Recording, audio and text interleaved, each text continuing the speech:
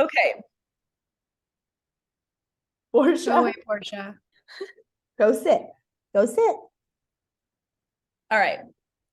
Now, how do I put the background on?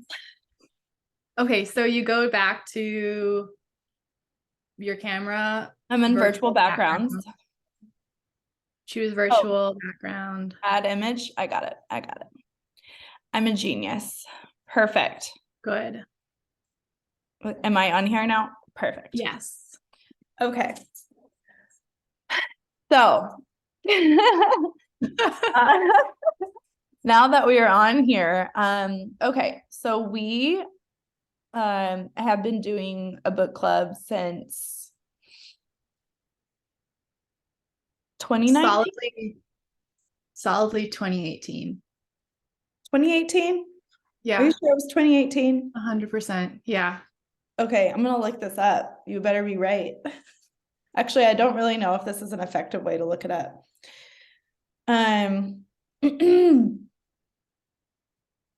Eleanor Oliphant is going to be our first book because that is what we first read, and then we read it again. When did we reread it? Like July? Yeah. And I forgot totally what happened in the book. I was like, oh, So we had to read it again. Okay, I finished Eleanor Oliphant on April 1st, 2019. okay. Ooh, burn. Okay. So it was 2019. Let's Okay. talk a little bit more about like why was that so important for us? Because like Um, we've been reading books for our entire lives. yeah. So let's see. What are let's say like the top 5 books you read in grade school? What are the type of books you used to read, Bella? Little Women, um, The Chronicles of Narnia, some really good books, like The Borrowed House by Hilda Van Stockham, Mm-hmm. Anne of Green Gables. What's the fifth one? Little House on the Prairie. Like all solidly like genteel, good books. Like nobody's gonna raise eyebrows by reading those Mm-hmm. books. Yeah, if they know what they are. I mean, if you're a reader and you've read books, you should know what they are. Yeah. I would say, yeah, Pride and Prejudice probably for me, but Chronicles of Narnia, Pride and Prejudice. Yeah, Jane I Austen. almost said The Great Gatsby, but like absolutely did not read The Great Gatsby in grade school. I was not that um cool. So no, I read that when I was in my 20s. But yeah, I would say classical literature, a lot of it. And then Um, we went to school and it was like you have the opportunity to study the best literature possible. So like don't taint that mm-hmm, by going outside. Like don't risk accidentally liking a shitty book that mm-hmm. maybe wasn't quite as amazing from like a literary criticism perspective. And I mean like that's just its own form of not really learning enough. Yeah, I mean, I probably the newest book I'd probably ever read before we started this book club was probably some plays. I definitely read some plays that were more contemporary because I was a theater major, but Mm-hmm. Hilda Van Stockham is like, I think The Borrowed House, I just looked it up, was written in 1975. So like that was new for me. Animal Farm, that type of stuff. But Nancy Drew was my little like guilty pleasure, and like that was new. But I mean, when was Nancy Drew popular? The 50s. Yeah, I That was remember feeling probably bad in high school because I wanted to read Beanie Malone and it just like wasn't the highest quality literature that I could be stuffing into my mind.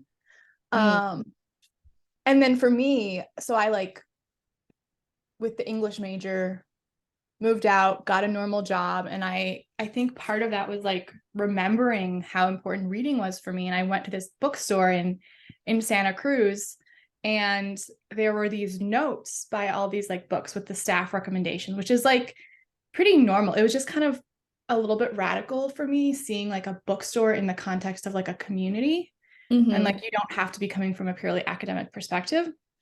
And so I read this book called Sweet Tooth by Ian McEwan, um, which was really good. It was a really good book. Highly recommend it. Um, and the funniest part is I went back to school and talked to one of my favorite professors. And by the way, Ian McEwan is like a highly respected um, author.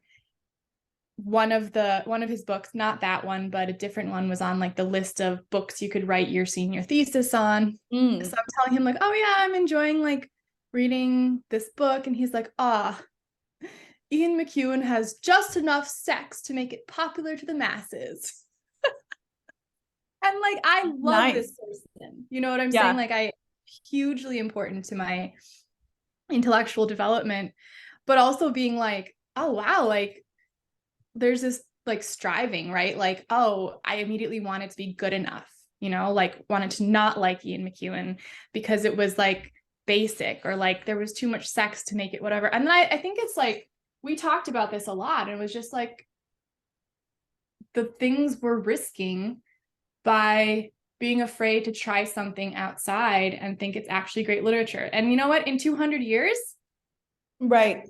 Well, and that's kind of my like the question I come back to, like what is like quality? What did quality like mean to us back yeah. in 2019, which it wasn't that long ago, but for me it feels like a world ago, because if I'm going from like Nancy Drew to Reese Witherspoon's book club, thank you, Reese Witherspoon, because like I didn't even know where to start. But like I think the first one I read was The Husband's Secret by Leanne Moriarty. That's not even Reese Witherspoon. And I was like, dang, this is good.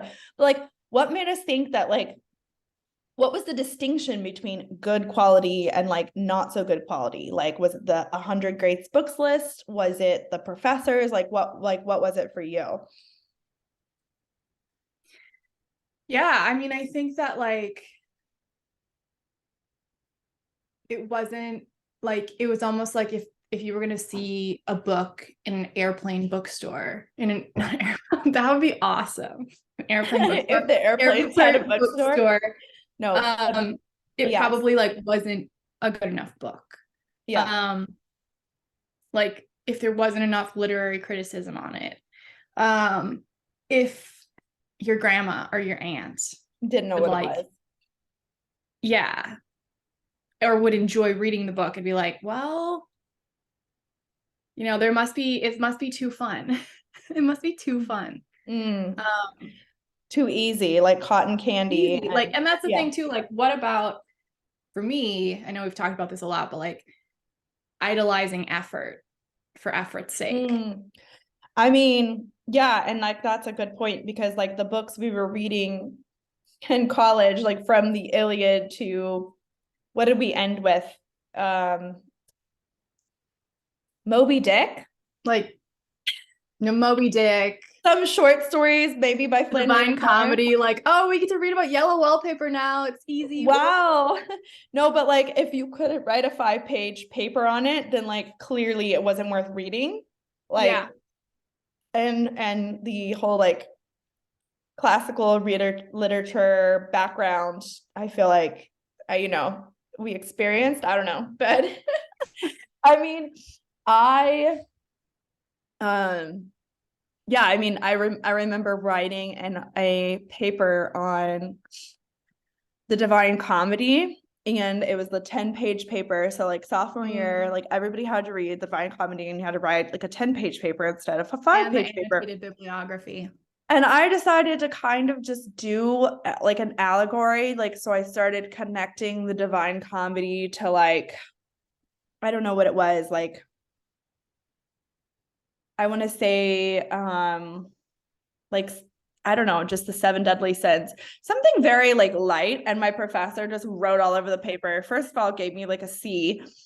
and then was like, you can be deeper than this, you can be better than this. Oh, So oh, it's that Allie, whole you can idea of be like, if it's deeper than not this. deep enough, like if you're not Yeah. like literally dissecting every single piece of this literature, then like it's not good. And like the thing with the Divine Comedy is like you could write 50 million papers on it and still not understand the Divine Comedy because Yeah. we weren't in Dante's time. And like I think there's a time piece, at least for me, like if it's old, then it's like it's almost like that non-understanding of the time period. It makes it so much harder to understand. And like I just remember even discussing like Jane Austen and like talking about how Jane Austen is super sarcastic. And like most people who read Jane Austen nowadays don't understand she's sarcastic. They think she's Yeah. just being romantic for her age. But the truth is like she was a cynical little bitty. Like she was single. She was in a world where you weren't supposed to be single, writing these like basically just like jokes. I mean, about these And she was people. also purposefully single. Like she had Yeah. options. So she Yeah. wasn't, it couldn't even go to like, oh, bitter. This was just Yeah. like she was having fun with her society. Yeah. I mean, and like, I just, it's like if it literally didn't start with, I mean, like this sentence, she could not think of Darcy's leaving Kent without remembering that his cousin was to go with him.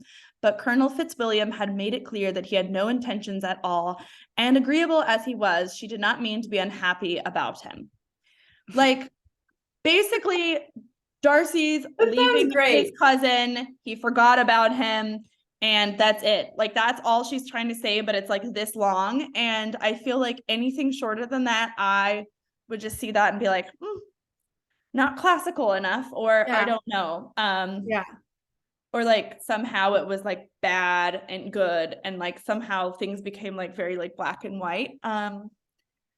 And yeah, I feel like I also think my grandmother is part of a book club. And so she was reading all these books and kind of recommending books to me because she knows that I've always been an avid reader. And they were reading some of these Reese Witherspoon books, and I'm like, oh, like rom-coms. And like after I read The Husband's Secret, I realized that it's not just like, a Mormon romance novel or whatever those novels are called that are super popular. Um, it's not just like, oh, he touched her hair and Oh, a bodice that's ripper. the end. It's not just like a Walmart book. And I am being a little bit of a snob here. Like there's a difference between like I don't want to be uncouth, but book porn and like an actual story. And I feel like we learned the basics of like what makes a good story. And like an author like Leanne Moriarty like also knows the basics. And so she was using them. Also, one of the things our school did, University of Dallas, was they started promoting Anthony Doerr's All the Light You Cannot See and like a Oh, class. yeah. Remember? So, and a lot of people at UD were like, oh, not classic enough. And like, Including me, by the way. I yes, was like, I've not even read it. I including started us. reading it. I was Yeah, like, so, and I remember us having that thing like, we haven't even read this book. What makes us go, oh? And so like we why are we started so much reading better than books. this? Yeah. Why are we so afraid that our institution is like, I don't know, Going down falling the by the crap wayside? hole. I don't know. It was really bad. So So much anyway, so that's we ego and so started much like identity and like being like kind of better like than everyone else. better than everyone else. And it was such a trap, right? And it's like it makes sense. Like we want to be safe, we want to be accepted. But like I mean, yeah, like the idea, I was just like, I went to the University of Dallas. There's no way that Reese Witherspoon can say anything to me about literature, which is like so hilarious and pretentious. Well, yeah, and it's just you were literally an English major. You did JPO, which is a really intense program. And Yeah. you're like digging these things apart, and we're like getting like down and dirty, exploring these things. I mean, I took a Russian literature class for fun with a bunch of grad students, and like I was into, Crime and Punishment and all this stuff, but like, yeah, we just Let's thought push the maybe boundaries except for any boundary that has anything to do with anyone in popular culture also enjoying it. Yes. Yes. So anyway, so basically like I feel like we were like, why are we so judgmental about this? Let's try to read a book together. Yeah. And we were both like, okay, let's read books on our own. So I think I read The Husband's Secret. I don't remember what you read. Do you remember? I think my first one was Eleanor Oliphant. Okay. Okay, so then we decided Eleanor Oliphant, I think you started reading it and told me to read it. So then I read it. And then we were like, shit, like this is really like good stuff. And we decided to start our like 2-person book club where we take turns reading books, and if we like it, then tell the other person to read it. So I mean, how many books have we read? I want to say like 20 or so. Probably at this point, yeah. At least. I've read, and you've read more than 20. Yeah. Okay, so I have like a quick list of like some of the example. We read Educated, The Husband's Secret, Where the Crawdads Sing, The Great Alone, 9 Perfect Strangers, The Nightingale, Little Fires Everywhere, Eleanor Oliphant is Completely Fine, The Girl on a Train, All the Light We Cannot See. So we did read that book. I will say, like, I kind of kept some of my criticism of it, but I could see why somebody would have a class about it. Yeah. Everything I Never Told You, The Last Mrs. Parrish. Ooh, that was good. Circe, The Great Gatsby. I mean, I don't know. So, a lot of different ones. Like The Giver of Stars. The Giver of Stars. Yep. The Subtle Art of Not Giving a Fuck. That was a good one. We started reading some nonfiction. And then what was the last one? I read that murder one, the murder mystery one. On the island. Apples Don't Fall. Apples Don't Fall definitely was good, but the other one that I had read, I'm gonna look at my, okay. So another thing is I kind of had this thing about, oh, I need to sit down and read the book. But I realized that since graduating in 2016 from college, I had not actually sat down and finished reading a book. And so I started borrowing audiobooks from the library. And then we realized, Bella told me about the Libby app on your phones. So you can get audiobooks. Yeah, we're looking for a Libby sponsorship, by the way. Yes. Yes. So yeah, I mean, Libby is amazing. You get these books for free for like 14 days and you can rent them again. And I mean, it's just so good. And it also depends on your library. Like there's also Hoopla. Yeah. The great thing is like I still have my Libby app from like when I was in San Mateo, and now I'm not, but I like still have all the access. Right. Yeah. I mean, and like, okay, this is funny. I like thought this was the last book, but I don't think it was. The Club. Oh, The Club. Yeah. Yeah, The Club. But we actually, I think I read The Glass Castle later, and that you also. Oh yeah, The Glass Castle. Yeah. By Jeanette. And it's like, you know, when I look back at, like, I'm also looking at, I did a better job tracking the books I read in 2020. And you know, there were some books where I'm like, you know, actually wasn't that great. So like, and I feel like, you know, that part of me that wanted to be like, no, just like stick to the quality, would have latched on that and said, yeah, see. But there were also some amazing books, right? And it's like, we would have never.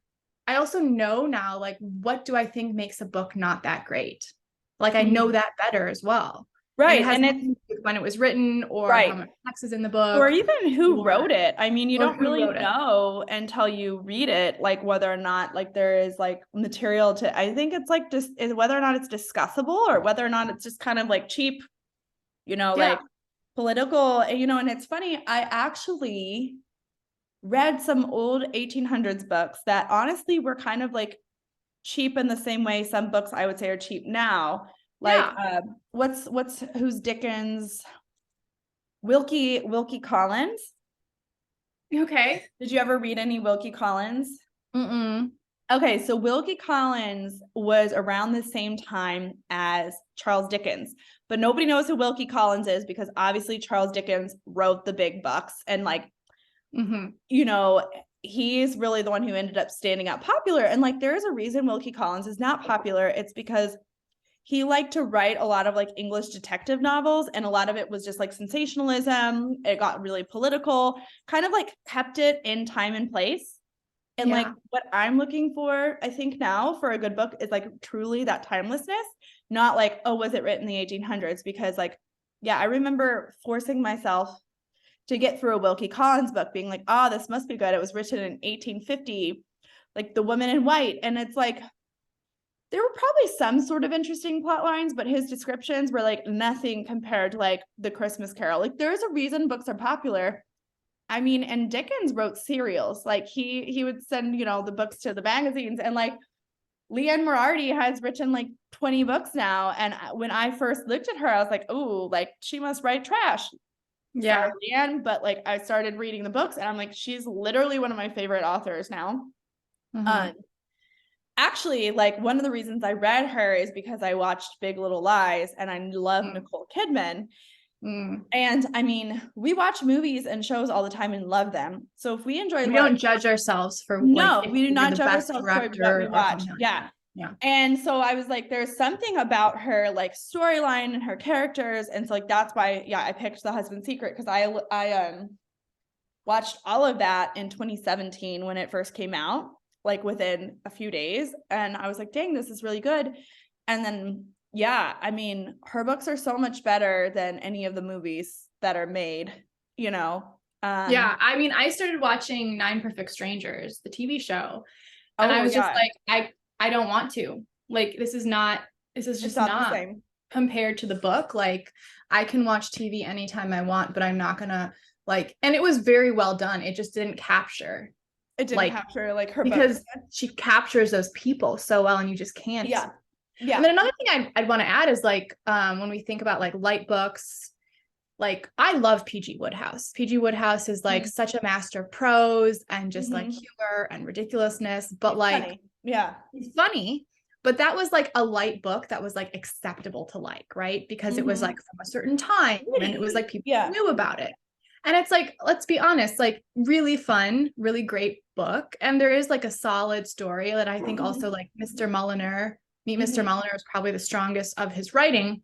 But at the same time, like it says something when like you only read light books like that, because it'll be like, it'll fall under a certain like level of approval. When the truth is like PG Woodhouse's books don't compare to, I don't know, Rosie by Anne Lamott or Eleanor Oliphant in terms of like actually making me call you up and say like, Allie, oh my gosh, this made me think about this. This is exactly what we were talking about 2 weeks ago in book form. Right. I mean, and I had a surgeon professor, his all-time quote was, when you have somebody see a play you directed, you want them to go home and call their mom because they're so intrigued or disturbed or something by like the thing you put on stage. And I mean, I think it's like go home and call your Bella for me, but like like friend, but like go home and call whoever it is like you're willing to have like the discussion. Like, did that disturb you? Why did that disturb you? And like I think that doing this like book club together, like we have delved very deep into like our families, our friends, relationships, like, you know, other things. And I think like other people have the opportunity to dig deep too, even just like you don't need to read Dickens to get deep or like learn something from a book. So this was a way to keep on doing it like in in a way that like was not cut off by like time and place. Because again, like it's really like easy to say like, oh yeah, call your friend, but sometimes you can be like, well, they're far away, this, that, the other, but like we wanted to. Right. Well, I think we are almost done with time. So I feel like I am totally ready and totally prepared for our discussion of Eleanor Oliphant. See, I'm losing my brain cells because I've been reading cheap books.